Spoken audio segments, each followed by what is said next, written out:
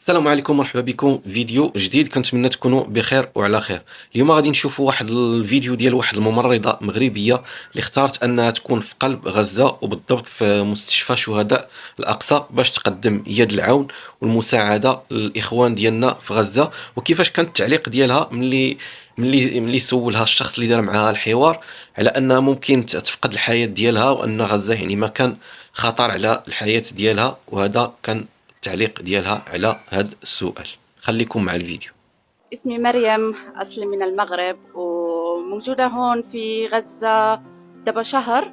بشتغل في مستشفى شهداء الأقصى. كيف أخذت هذا القرار الصعب وأنت عارف إنه هنا كله خطر والإنسان متغير؟ أنا كشغلي كنيرس، أول the most important thing وأول شيء هي treating the people، العناية بالمرضى.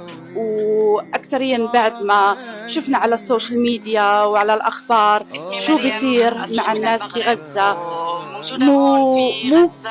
مو لقيت ولا حل آخر من غير نجي هون وعاون بكل ما أقدر نعمله.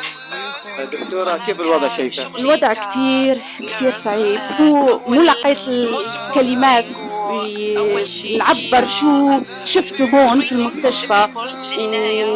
It's incredible.